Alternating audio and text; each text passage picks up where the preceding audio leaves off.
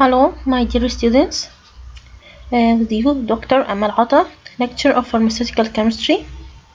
In this lecture, we will talk about diseases associated with aging. Neurodegenerative disorders like Parkinson's disease and Alzheimer's disease. In this lecture, we will talk about these two diseases. The neurodegenerative disorders are the symptoms appeared as a result of progression and irreversible loss of neurons from specific regions in the brain accompanied with aging. The treatment in this case is to increase the level of mediators and chemical transmitters like dopamine or acetylcholine of the injured neurons. Here we will talk about Parkinson's disease. This figure represents the symptoms of Parkinson's disease that appear on a patient with Parkinson's. As you see, the patient will suffer from bradykinesia, that there is loss of normal arm swing while walking, difficulty in motion, there is blank expression, no facial expression in Parkinson's patient, stooped posture, tremors, muscle rigidity. Tremors are the main symptoms in Parkinson's patient. In order to treat a patient with Parkinson's, we should know the main cause of Parkinson's disease. In the body, there is normal balance between neurochemical transmitters like acetylcholine and dopamine. In Parkinson's disease, there is imbalance between the level of acetylcholine and dopamine. The level of acetylcholine in Parkinson's disease is increased, while the level of dopamine is decreased. So, in order to treat patients with Parkinson's, we should restore the balance between acetylcholine and dopamine. We have to decrease level of acetylcholine and increase levels of dopamine. Treatment of Parkinson's disease. First, we can use dopamine replacers. Dopamine is a very polar drug that cannot pass the blood-brain barrier as it carries amino group. This amino group at physiological pH protonated and carry positive charge. So dopamine cannot pass the blood-brain barrier. So we use its precursor, which is the levodopa. Levodopa is non-polar drug that can cross the blood-brain barrier easily.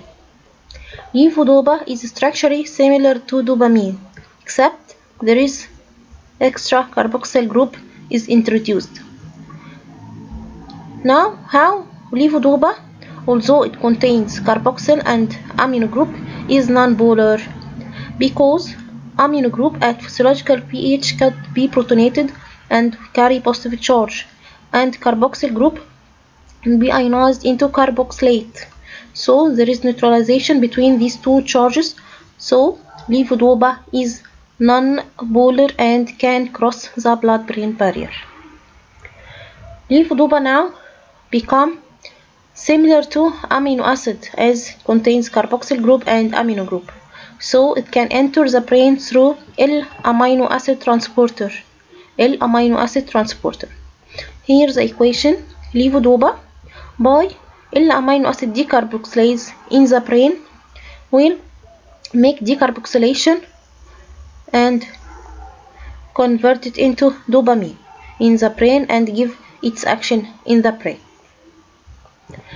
So here levodopa is converted to dopamine by aromatic L-amino acid decarboxylase, which is present in many body tissues including the brain. Orally administered levodopa is metabolized outside the brain. Here is the periphery. Here is the brain, and between them there is the blood-brain barrier. Levodopa can cross the blood-brain barrier, and inside the brain it is decarboxylized into dopamine to give its action in the brain by levodopa decarboxylase. Levodopa decarboxylase, this enzyme is found in periphery and in the brain. So, when we give the patient levodopa in the periphery, the levodopa decarboxylase will make decarboxylation to levodopa and convert it into dopamine in the periphery. So, dopamine is a polar compound, as we said before. So, dopamine cannot cross the blood-brain barrier and cannot give its action. So, to solve this problem, we give carbidopa with levodopa. In order, carbidopa is a polar drug that cannot cross the blood-brain barrier. Carbidopa here is a sentry drug that can be exposed to levodopa decarboxylase, and levodopa decarboxylase make decarboxylation to this drug and protecting levodopa from decarboxylation and allowing levodopa to cross the blood-brain barrier, and in brain levodopa decarboxylase make decarboxylation to levodopa and convert it into dopamine in the brain. Here carbidopa is a sentry drug, like the idea of amoxicillin and clavulanic acid. Clavulanic acid protect amoxicillin from beta-lactamase enzyme. Here, the same idea. Carbidopa protect levodopa from being decarboxylated by levodopa decarboxylase and make levodopa enters the brain and convert it into dopamine. The second type of treatment of Parkinson's disease is dopamine conservers, MAO-B and COMT inhibitors. As we know, monoamine oxidase enzyme or MAO enzyme has two types, MAO-A and MAO-B. MAO-A or monoamine oxidase A makes metabolism to serotonin, while MAO-B metabolizes dopamine. So we have to stop the action of MAO-B to prevent hydrolysis of dopamine, so level of dopamine increased and we can treat Parkinson's disease. Drugs that act as MAO-B inhibitors like selegiline. Selegiline drug is a MAO-B inhibitor drug. We can identify it by presence of acetylene group. This acetylene group. It is selective and irreversible inhibitor of MAO-B. These fine details like selective and irreversible inhibitor of MAO-B is important in MCQ questions in the exam. Selegiline reduces the metabolism of dopamine in the brain and potentiates the action of levodopa. Selegiline has a mild anti-Parkinson's action when used alone and can delay the need for levodopa.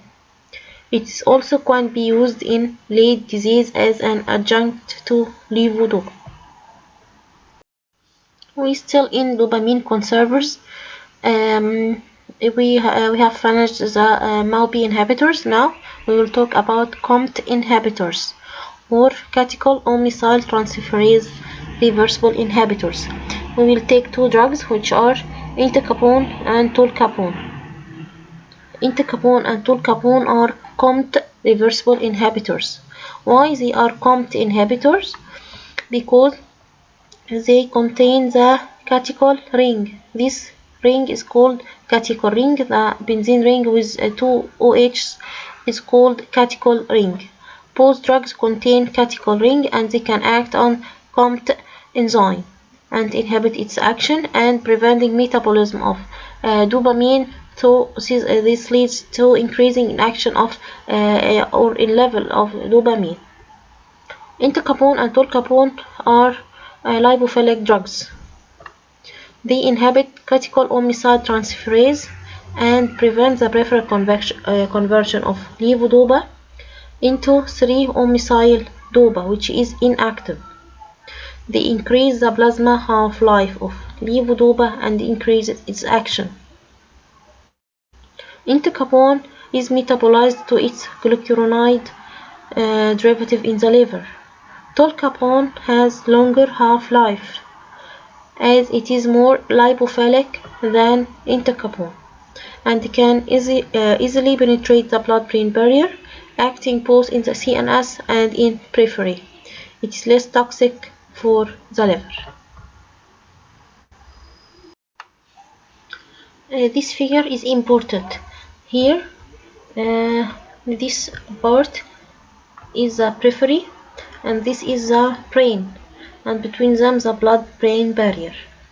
Here levodopa in the periphery. I want levodopa to pass the blood-brain barrier without being metabolized. Levodopa can be exposed to COMT as it contains catechol ring and converted to the inactive derivative, which is 3-O-methyl derivative. In order to stop this pathway, we use COMT inhibitors, which are entacapone and tolcapone, as we said before.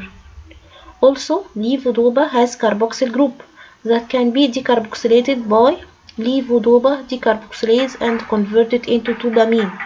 And dopamine, as we said, it is polar and cannot pass the blood-brain barrier. In order to stop this pathway, we use carbidopa as a sentry drug that inhibit levodopa decarboxylase and prevent conversion of levodopa into dopamine in the periphery. Thus, we keep levodopa as it is and can pass easily into the brain through the blood-brain barrier. In the brain, levodopa, I need to convert it into dopamine to give its action by levodopa decarboxylase. Then levodopa can be metabolized by COMT into 3-O-methyl derivative. Also, entacapone and tolcapone can penetrate the blood-brain barrier as they are lipophilic and prevent the action of COMT and prevent conversion of levodopa into the 3-O-methyl derivative to keep the levodopa as it is and decarboxylate it into dopamine to give its action in the brain. The third strategy for treatment of Parkinson's is the use of direct stimulation of dopaminergic receptors or dopamine receptor agonists. We use agonists to act on dopamine receptors to give the same effect of dopamine at the receptor site. It is useful in management of late stage of the Parkinson's disease during levodopa therapy and are added to try to reduce off periods. During treatment of levodopa, to give its action, it takes a long time in order to cross the blood-brain barrier and by levodopa decarboxylase converted into dopamine in the brain. This takes a period of time. So we can use dopamine receptor agonists in order to reduce this period called off period. Examples of dopaminergic receptor agonists like bromocriptine and pergolide. These two drugs are partial D1 agonists and full D2 agonists. We have different types of dopaminergic agonists, D1, D2, and D3. Bromocriptine and pergolide are ergot derivatives that have partial D1 agonistic effect and full D2 agonistic effect. There are another two dopaminergic agonists which are non-ergot drugs like ropinirole and pramipexole, which have selective full agonistic effect at D2 and D3 receptors. They have no advantage over levodopa, and the adverse effects are similar, like nausea, vomiting, and posture hypotension. These two drugs, bromocriptine and pergolide, are ergot derivatives as they have the ergot skeleton. This skeleton is ergot skeleton, and non-ergot derivatives which are ropinirole and pramipexole, which have full agonistic effect at D2 and D3 receptor. The fourth strategy for treatment of Parkinson's is the use of dopamine releasers and inhibitors of its reuptake, like amantadine. Amantadine is a drug which inhibit reuptake of dopamine and increase the release of dopamine. Amantadine, as we see, is a cage-like structure. It increases the release of dopamine and inhibit or delay its reuptake by nerve terminals. Amantadine is a primary amine with a pKa of 10.8 and it can be protonated at physiological pH, get another proton and carries positive charge. The drug enters the brain. Why it can enter the brain? Also, it can be protonated. The amino group could be protonated because the cage-like structure make the drug more lipophilic and increase the lipophilicity of the drug, so it can cross the blood-brain barrier easily. Also, this cage-like structure prevents the catabolism of the drug by oxidative enzymes like MAO. Metabolism studies shown that amantadine is excreted unchanged due to this cage-like structure, which inhibit MAO from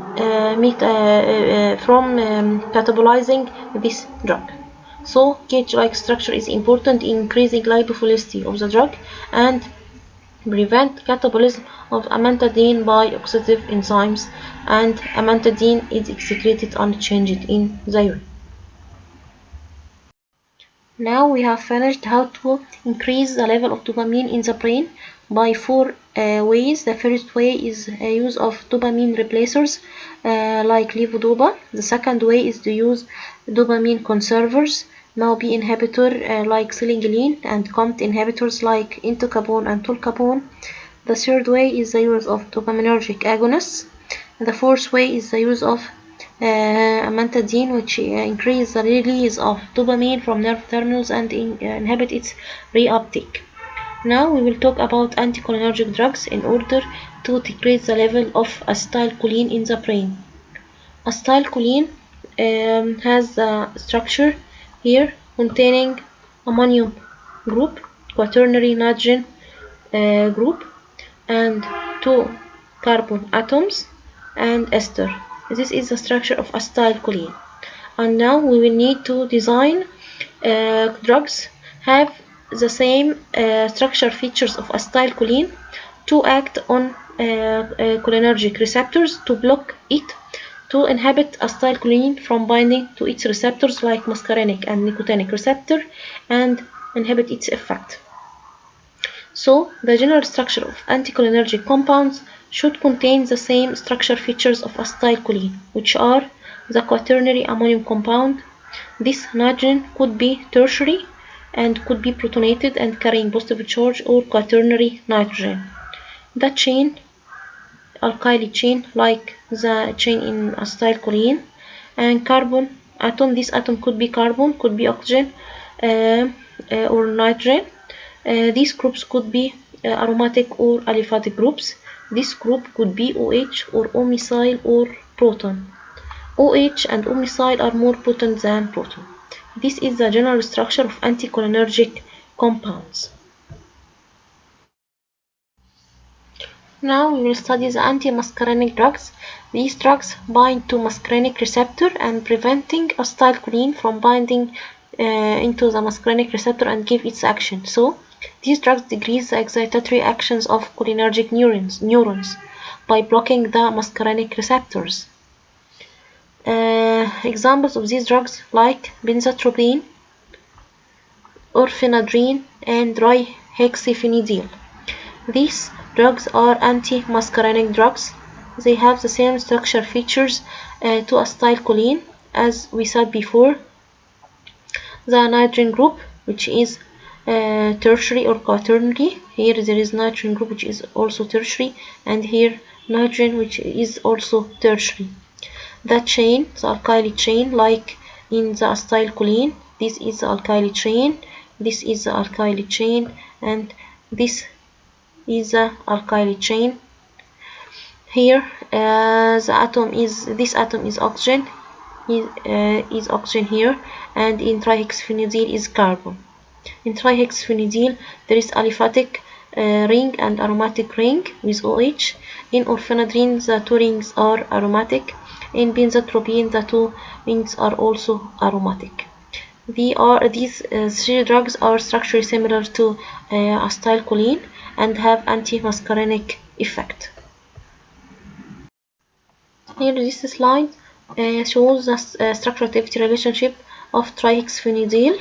As we explained before, the nitrogen atom here is tertiary nitrogen that could be protonated at physiological pH and make ionic bond with the anionic site of the receptor, of the muscarinic receptor.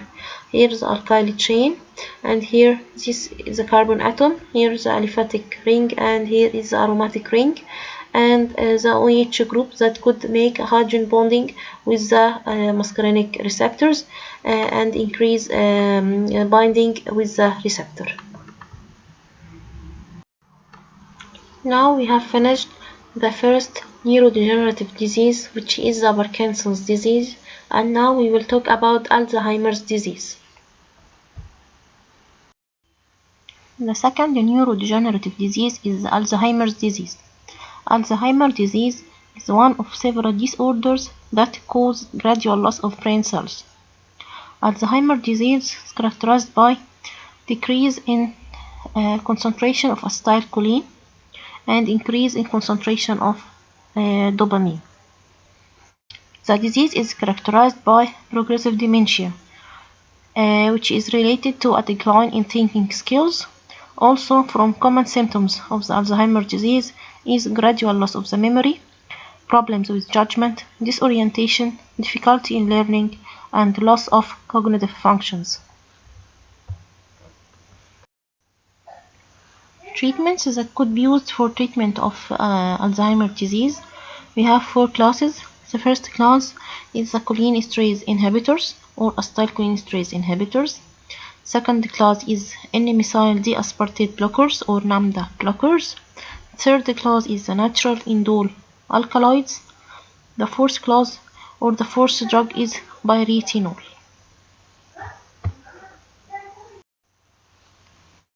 The first class for treatments of Alzheimer is acetylcholinesterase inhibitors. These inhibitors block the acetylcholinesterase enzyme and preventing acetylcholine from binding to this enzyme and prevent its hydrolysis. In order to understand more, this is the figure of acetylcholinesterase enzyme. This is the acetylcholinesterase enzyme. It has two main sites, which are the esteric site and the anionic site. Normally, the acetylcholine, as we said before, it has an ester group. This ester group binds to the esteric site of the acetylcholinesterase.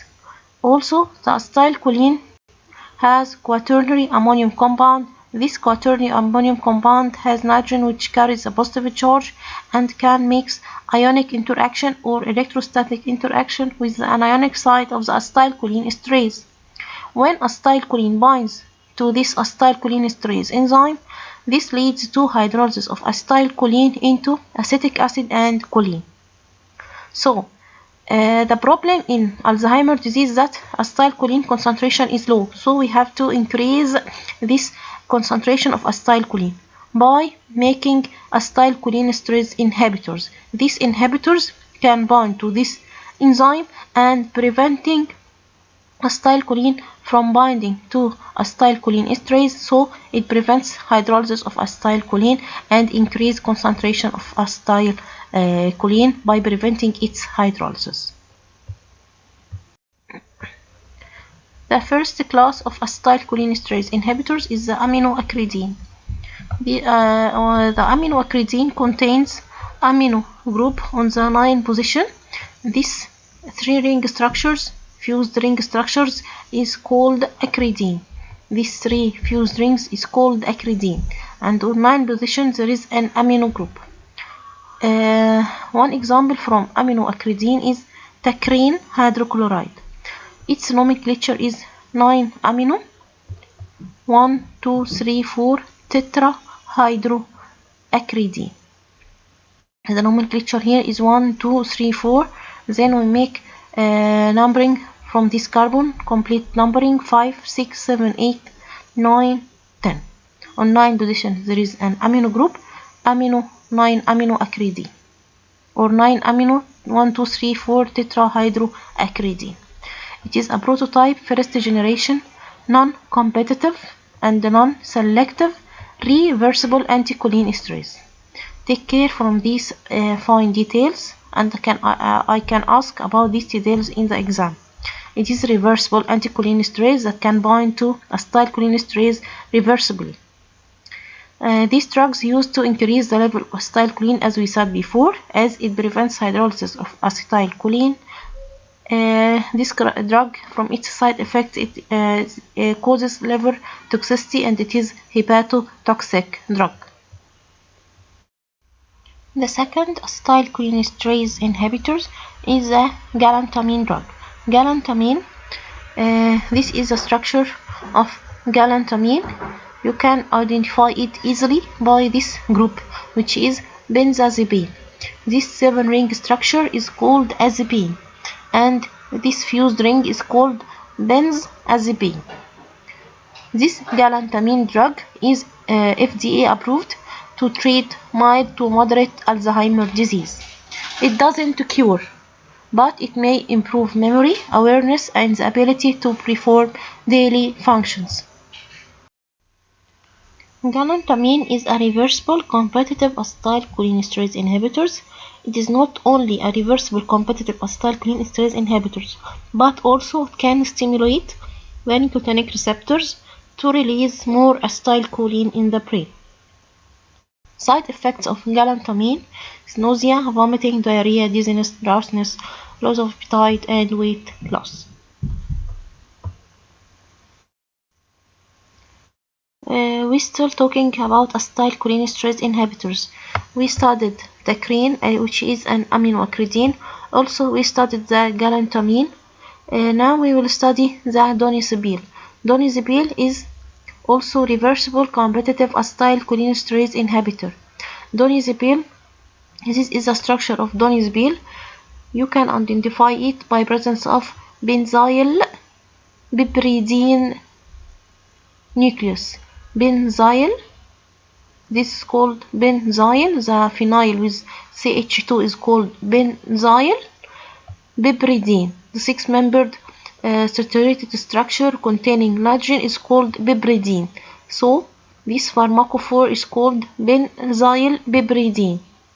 This is the structure of donizebel, and it is characterized by benzyl piperidine with 2 alkoxy side chain.